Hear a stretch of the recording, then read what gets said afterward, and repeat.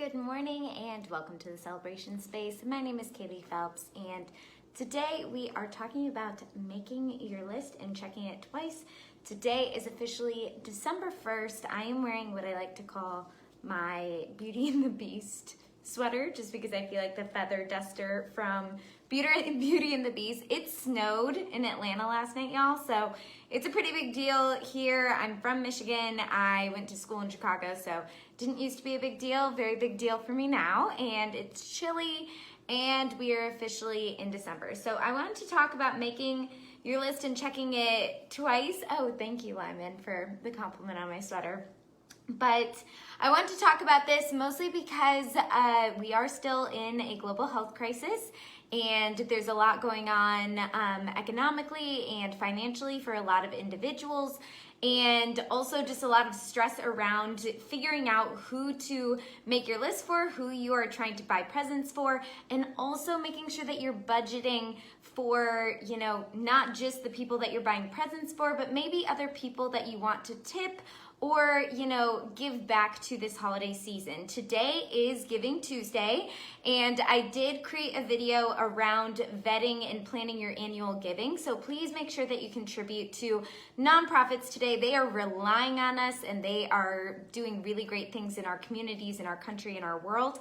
So please be sure to give back to those communities. And also, while you're making your list, we'll dive into that right now. Who are you going to get presents for? So that can normally be, you can normally plan on family members. This year, my friends, I'm not so much getting presents for this year, just mostly because I'm not really seeing them in person, and I'd rather, see them and spend some time, spend some money when we can see each other in person. And then do you have ideas for what to get people? So I did a video on holiday shopping hacks.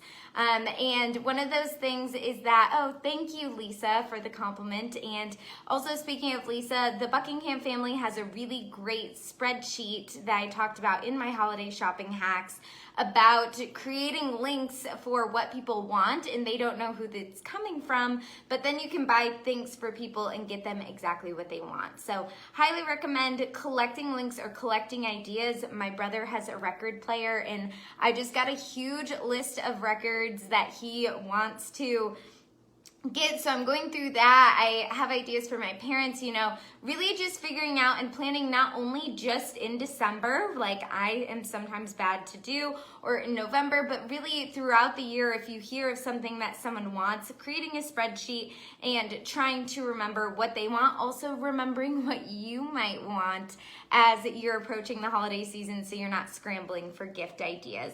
So also determining who might not get a full present. Like I said earlier, maybe you want to get something for your mail carrier, maybe you want to get something for your kids' teachers or the principals. My mom always did a really great job, which we don't have this going on as much, but getting things for the secretaries and for people who are working in the office, just to show them some gratitude. Also, if you have a massage therapist that you go to often, or maybe a hairdresser, determining who on your list you might want to give an extra bump in terms of a tip or maybe a small gift, and really not only looking at that this year in terms of what things might look like financially for you, but also planning it maybe for next year. And maybe you have present restrictions for not only people you're getting presents for, but also other people that you want to contribute to. And this year it's going to look a little bit smaller than it does in other years, which is totally okay. And a lot of people are very understanding of that this year.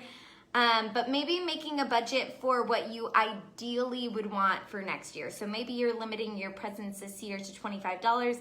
Maybe next year you're like, oh, I would ideally get that person something for $50, or I would tip that person $10 extra, I would do this, and really just plotting it out so that throughout the year you can kind of have that in the back burner and think about it, rather than getting down to the last quarter of the fiscal year and being like, I have bills to pay, I have all these things going on, and I still want to contribute to people and provide presents in a different way.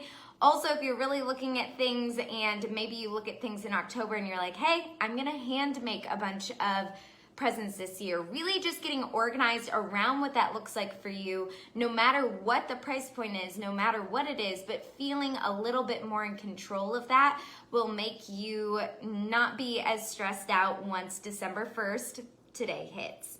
And then, yeah, I think really just getting organized around those things, around the people that are on your list, and then double checking it, making sure that you have financial points that you're looking at, and then collecting ideas will really just, as far as I'm looking at this, sorry, Millie is stretching up right here. She's about to hit the tripod. We'll see if you shake a little bit. But that's something that I am doing right now, and just something that I want to get into a better practice in as far as not only 2020 but beyond.